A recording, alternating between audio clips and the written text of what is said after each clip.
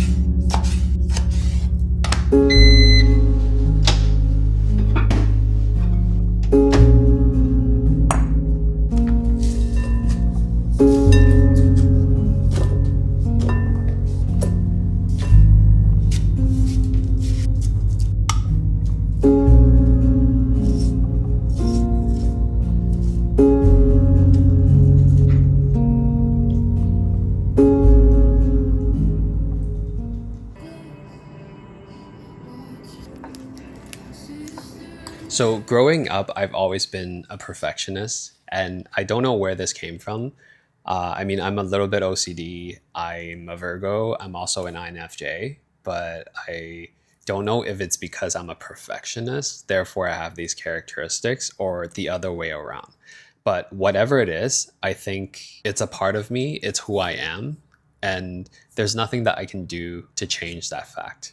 And honestly, I don't know if I want to even change that about me because it is a personality or characteristic trait that I have that has led me to some really awesome opportunities in life, which I'm very grateful for. But it is also one of those things that's a double edged sword, which leads me to the topic of today's vlog, which is perfectionism. And more specifically, how I think that it is one of the reasons why I was so stressed, which led me to burnout. And I also want to share with you guys some of the realizations and learnings that I've had since. If you look at society as a whole, I think we're obsessed with perfection. You can see it everywhere on social media. Everyone's trying to look their best, look their perfect. In the dating scene, everyone's looking for that perfect match. And I honestly think that there is no perfect out there as much as we try. And the more we try, the more stressed we get. When it comes to perfectionism and work, I think there are two sides. On one hand, there are elements that are out of our control, which is the job expectation. Corporations are designed to make money, so they're gonna have expectations and high expectations from you, and they're gonna expect you to continue to push yourself, pushing the bar higher, always make a better solution or product and delivering it faster, more and more. That's what it's designed for. So in that aspect, I think it's out of our control. But the other side, which is within our control, is our own expectation. And I think that's the part where it heavily contributed to my mental health, or the decline of my mental health when I was burning out and caused me to ultimately burn out. I've never been a super competitive person. I think some people are naturally competitive and they're driven by that competition.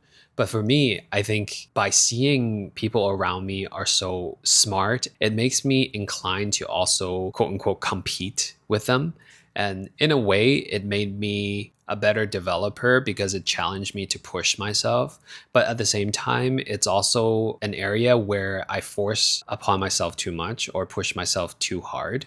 And sometimes that's also the thing that I had to do to be recognized at work, to be appreciated at work. The way that the system is set up has caused me to push myself even harder and harder and want to deliver even better results. And that's the part that I think I had control over, but I chose not to. Because a lot of times, even after leaving work, I would constantly think about the mistakes I've made that day, or things that I said that I shouldn't have said, or any tiny little imperfections. I would beat myself up. And I shouldn't do that to myself. Like, I've tried my best under the circumstances. I've given my best, and mistakes are bound to happen. I'm only human, right? I don't know why I held myself to this unrealistic standards that not only my company already is holding against me, I'm holding that against myself as well, which is quite unfair to myself and unkind to myself.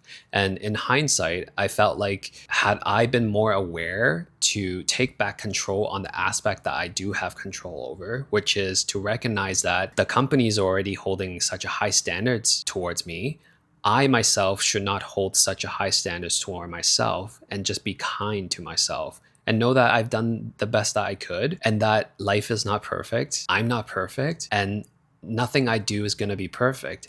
But I tried and that is good enough. I am good enough. But in a way, I let a lot of the way that the system is designed to validate me as a person based on the work that I deliver. And also I realized that like this doesn't just exist in the workplace. Even now, like creating YouTube videos, I constantly catch myself putting a lot of unnecessary stress on myself and oh, that's not perfect and you forgot about this and while I'm editing it's like, oh, why did I say that? And I'm starting to learn that, it's okay. This video is not going to be perfect. My previous video is not going to be perfect. I don't think any video I'll ever put out will be perfect. And I think I'm on a journey to learn to just accept things for what they are. And that's okay. It's good enough. Move on, right? I think life is just so short that we shouldn't spend so much time trying to seek this perfection. And I think while improvement and self-improvement is good, but constantly trying to nonstop chasing after this perfect ideal can be so stressful and draining sometimes. And also sometimes I find thinking and trying to create the perfect video is hindering my ability to just produce something. Not only are you stressing yourself out, you're just not moving forward because you're stuck trying to think of this perfect way to do something or like the perfect thing to say. And it's just not going to happen. And I think that's one of the bigger realizations that I've had since burning out. And that perfectionism is a double-edged sword. It can drive you, but it can also drain you and hinder you from making progress. So I think it's important to just take a step back and recognize that it's not going to be perfect. It will never be perfect. And that you did your best. It's good enough. And just be kind to yourself. And corporations are not designed to be kind to you. Their whole purpose is to make money. And that's what they're designed for. So that leaves you to be kind to yourself. So if you're not kind to yourself, who is going to be kind to you?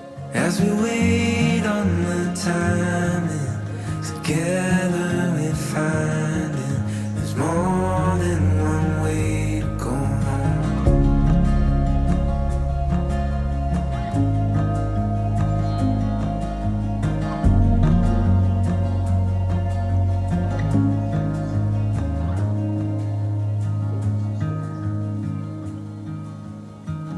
I